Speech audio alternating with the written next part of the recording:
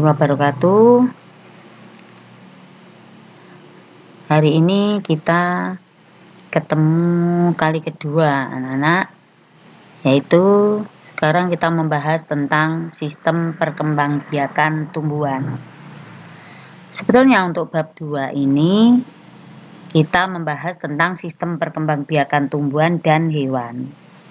Tetapi pertemuan ini Ibu akan bahas dahulu tentang sistem perkembangbiakan tumbuhan. Untuk sistem perkembangbiakan hewan itu akan Ibu bahas hari berikutnya.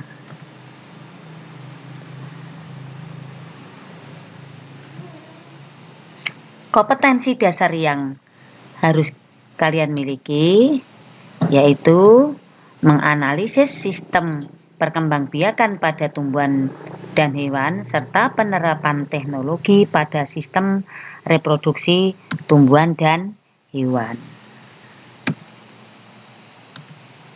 Anak-anak, perkembangbiakan tumbuhan yang akan kita bahas yaitu perkembangbiakan tumbuhan berbiji. Perkembangbiakan tumbuhan berbiji yang pertama yaitu tumbuhan berbiji tertutup atau Angiospermae. Tumbuhan berbiji tertutup itu apa anak-anak?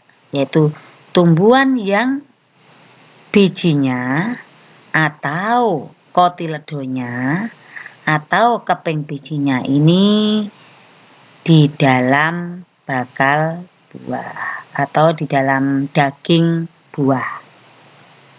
Di dalam daging buah. Contohnya mangga itu bijinya di dalam daging, itu namanya tumbuhan berbiji tertutup.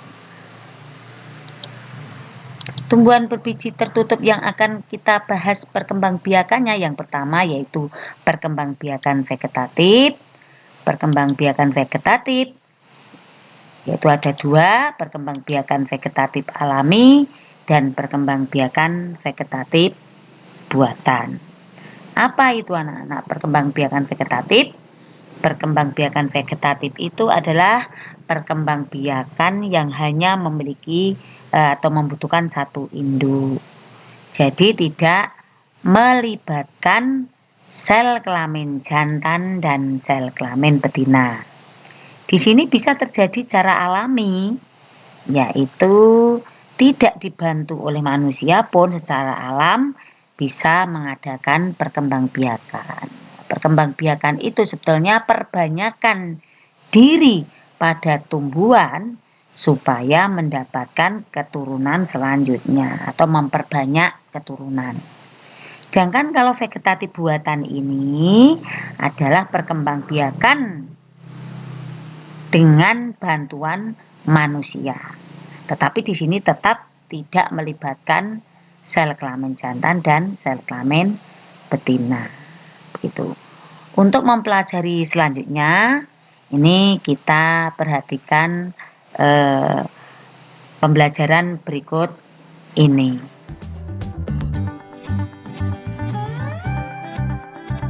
Perkembangbiakan tumbuhan secara vegetatif adalah perkembangbiakan tumbuhan yang hanya melibatkan satu induk saja. Dapat dikatakan bahwa perkembangbiakan secara vegetatif adalah perkembangbiakan tanpa melalui kawin. Perkembangbiakan vegetatif ini dapat dibagi menjadi dua, yaitu vegetatif alami dan vegetatif buatan. Vegetatif alami tidak melibatkan campur tangan manusia. Contoh vegetatif alami yang pertama adalah spora. Kotak spora atau sporangium akan pecah, lalu spora akan keluar dan jatuh di tempat yang cocok.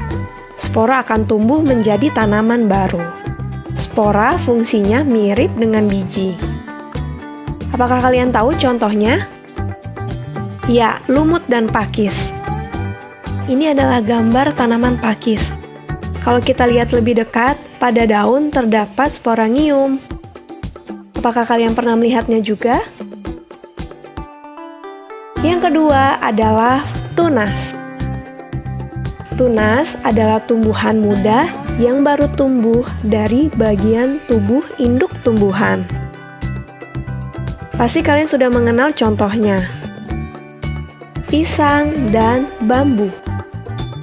Ini adalah tanaman pisang yang sering kita jumpai. Jadi jangan heran meskipun tanaman pisang tidak dirawat, mereka akan tumbuh subur karena melakukan perkembangbiakan secara vegetatif. Selanjutnya adalah bambu. Lihat tunasnya baru tumbuh. Perkembangan vegetatif dengan umbi ada 3. Umbi batang, umbi lapis, dan umbi akar.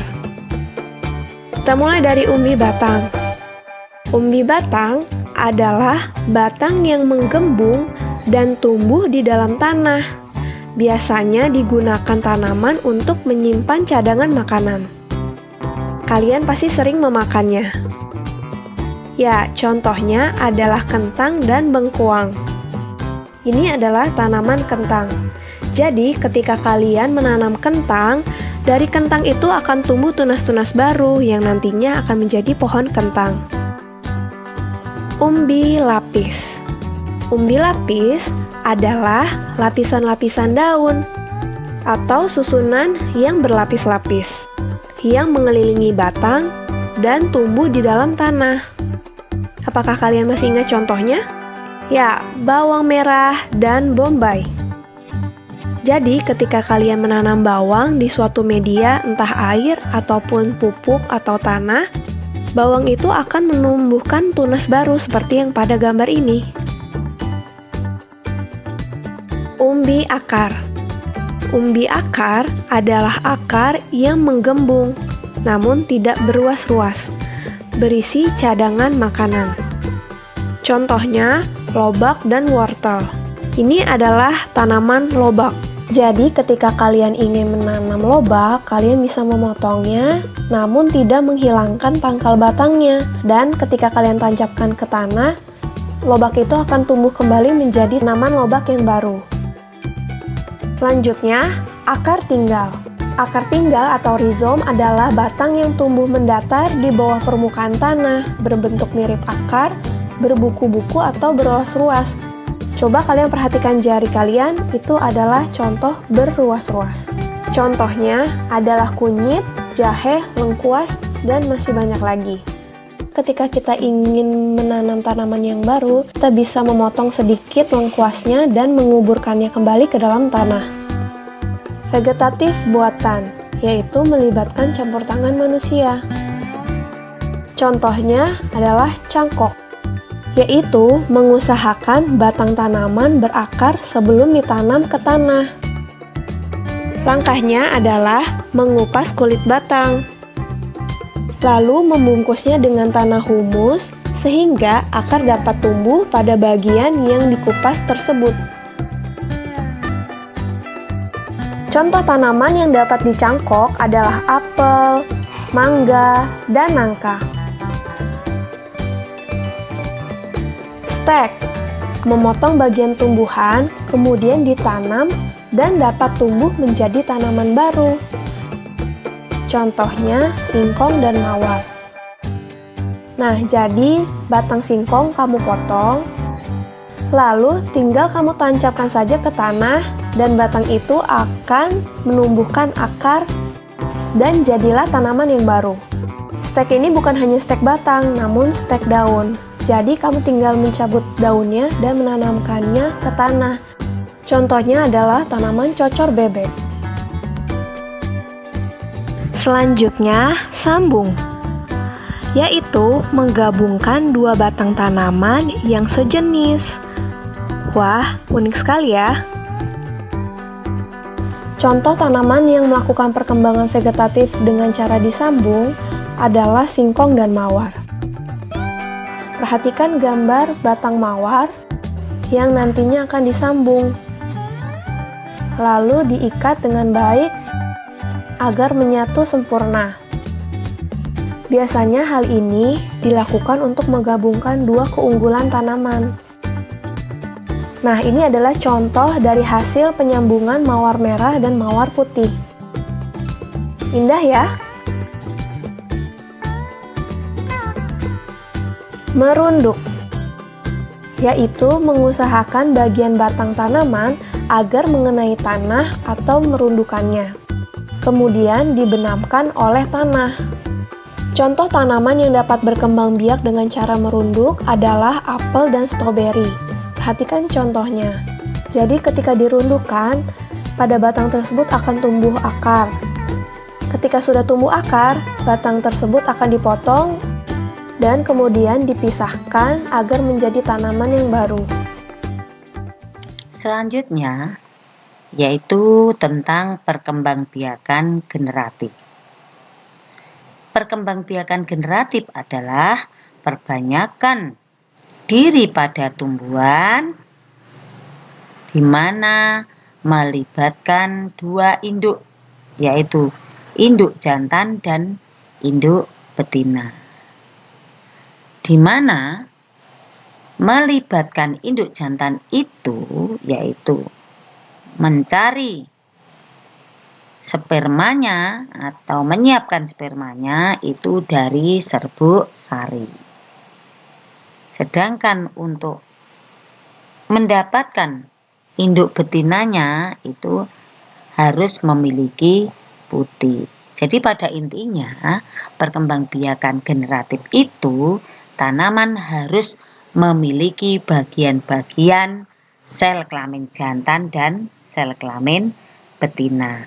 Di mana sel kelamin jantan dan sel kelamin betina itu yang memiliki adalah bunga. Jadi di sini perkembangbiakan generatif itu melibatkan alat pada tumbuhan atau bagian pada tumbuhan yaitu bunga. Yang pertama akan kita bahas itu yaitu tentang penyerbuan.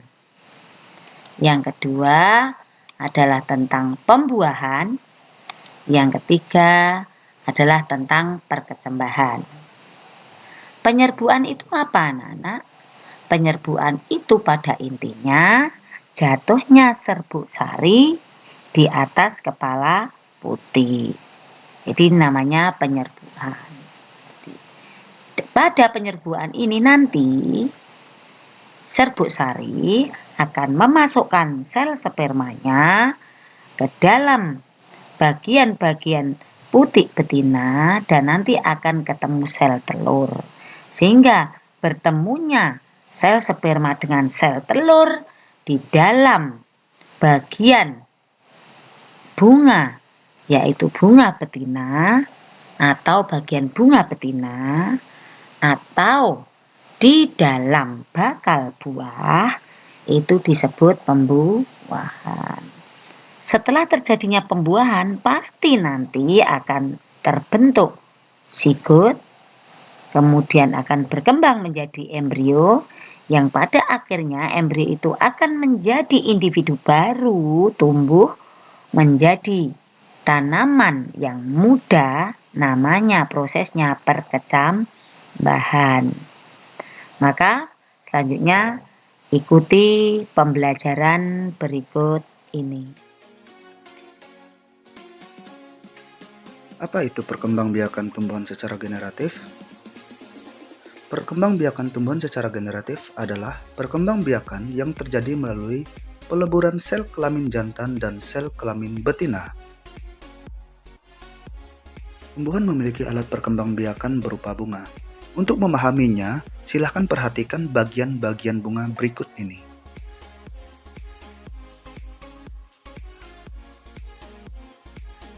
Pada tumbuhan, sel kelamin jantan terdapat pada benang sari, sedangkan kelamin betina terdapat pada putik.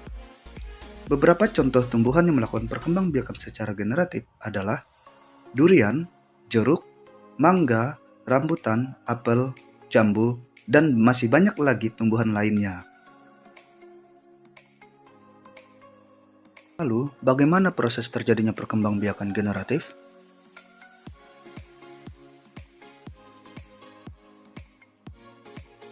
Perkembangbiakan generatif pada tumbuhan terjadi karena adanya peristiwa penyerbukan, yaitu serbuk sari jatuh di kepala putik. Nah, pada penjelasan sebelumnya, kalian sudah tahu bahwa serbuk sari merupakan sel kelamin jantan dan kepala putik merupakan sel kelamin betina. Peristiwa penyerbukan, maka terjadilah peristiwa pembuahan, atau yang dikenal dengan istilah fertilisasi. di mana peristiwa ini serbuk sari atau sel kelamin jantan melebur dengan sel telur atau sel kelamin betina, sehingga menghasilkan zigot. Zigot yang dihasilkan akan tumbuh menjadi embrio atau tunas tumbuhan di dalam biji. Nah, biji inilah yang akan ditanam dan akan tumbuh menjadi tumbuhan baru. Dari tumbuhan baru itu akan tumbuh menjadi tumbuhan dewasa.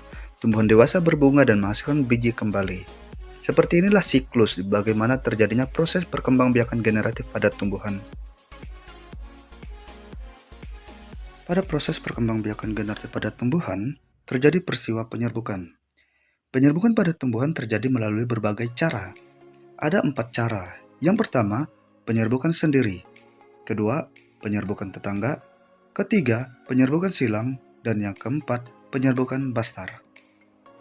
Penyerbukan sendiri atau dikenal dengan istilah autogami merupakan peristiwa jatuhnya serbuk sari dari suatu bunga pada kepala putik bunga itu sendiri.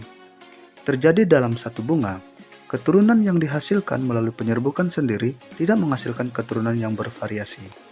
Penyerbukan tetangga atau dikenal dengan istilah geitonogami. Penyerbukan tetangga adalah peristiwa jatuhnya serbuk sari dari suatu bunga pada kepala putik bunga lain yang masih berada pada satu tumbuhan. Atau dapat juga diartikan sebagai penyerbukan yang terjadi saat serbuk sari berasal dari bunga yang berbeda namun tetap satu pohon dengan putiknya. Terjadi pada 2 bunga yang masih berada dalam satu pohon.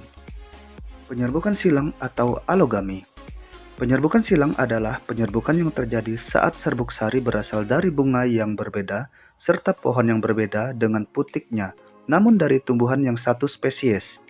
Melalui penyerbukan silang ini dapat menghasilkan variasi keturunan. Contohnya, perselingan terjadi antara bunga merah dengan bunga putih dapat menghasilkan bunga merah muda, atau bunga putih. Terjadi pada 2 buah bunga yang berbeda pohon. Penyerbukan bastar atau hibridogami. Penyerbukan bastar adalah penyerbukan yang terjadi saat serbuk sari berasal dari bunga yang berbeda serta pohon yang berbeda dengan putiknya, namun dari tumbuhan yang berbeda spesies.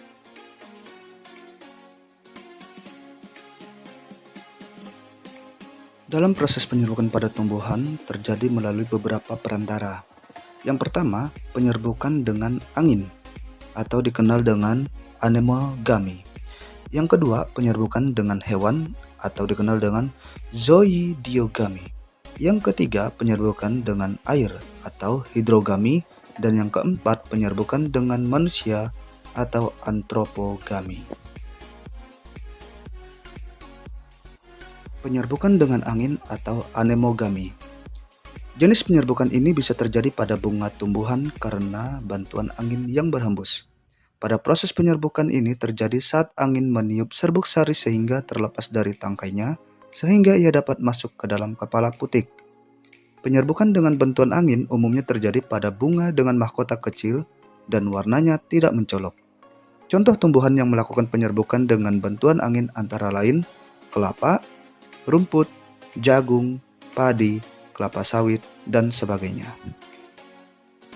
Penyerbukan dengan hewan atau zoidiogami. Penyerbukan ini berproses melalui bantuan hewan yang punya istilah zoidiogami atau zoidofili. Macam penyerbukan ini bisa terjadi pada bunga tumbuhan karena bantuan hewan seperti kupu-kupu, lebah, kelelawar, siput, burung, atau serangga lainnya. Penyerbukan dengan bantuan hewan umumnya terjadi pada tumbuhan dengan bunga yang menarik. Ciri-cirinya, bunga memiliki mahkota berukuran besar serta warna mahkotanya yang mencolok dan warna-warni. Selain itu, biasanya bunga memiliki bau harum dan memiliki kelenjar madu atau nektar. Penyerbukan dengan bantuan hewan termasuk jenis penyerbukan yang paling banyak terjadi. Contoh tumbuhan yang melakukan penyerbukan dengan bantuan hewan antara lain mawar, melati, kenangan, sepatu, dan lain-lain. Penyerbukan dengan air atau hidrogami.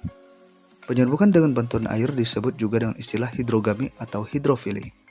Jenis penyerbukan ini terjadi pada bunga tumbuhan karena air yang membuat serbuk sari jatuh ke kepala putik. Proses penyerbukan ini terjadi karena bunga tumbuhan terendam air. Bisa juga terjadi karena terkena air hujan atau karena tumpahan air lainnya. Hal ini membuat serbuk sari rontok dan mendekati kepala putik. Tidak ada ciri khusus pada bunga yang melakukan penyerbukan jenis ini. Contoh tumbuhan yang melakukan penyerbukan dengan bantuan air antara lain adalah ganggang, hidrilla, dan sebagainya. Penyerbukan dengan manusia atau antropogami. Jenis penyerbukan ini bisa terjadi pada bunga tumbuhan karena campur tangan manusia. Ada beberapa tumbuhan yang tidak memungkinkan terjadinya proses penyerbukan jika tidak dibantu oleh manusia. Ciri-ciri tumbuhannya adalah memiliki serbuk sari dan kepala putik yang tidak dalam satu bunga tunggal, serta serbuk sarinya sulit rontok. Contoh tumbuhan yang melakukan penyerbukan dengan bantuan manusia antara lain adalah salak, vanili, semangka, buah naga, dan sebagainya. Pembahasan ini dapat disimpulkan bahwa perkembangbiakan generatif terjadi melalui pelaburan sel kelamin jantan, yaitu benang sari, dengan sel kelamin betina, yaitu kepala putik. Penyerbukan pada tumbuhan terjadi melalui 4 cara, yaitu penyerbukan sendiri, penyerbukan tetangga, penyerbukan silang, dan penyerbukan bastar. Sedangkan peristiwa penyerbukan dapat dibantu oleh angin, hewan, air, dan manusia. Demikianlah anak-anak. Pertemuan berikutnya nanti kita akan membahas tentang masih sedikit perkembangbiakan pada tumbuhan terbuka, yaitu Gymnospermae, dan perkembangbiakan pada hewan. Sekian, wassalamualaikum warahmatullahi wabarakatuh.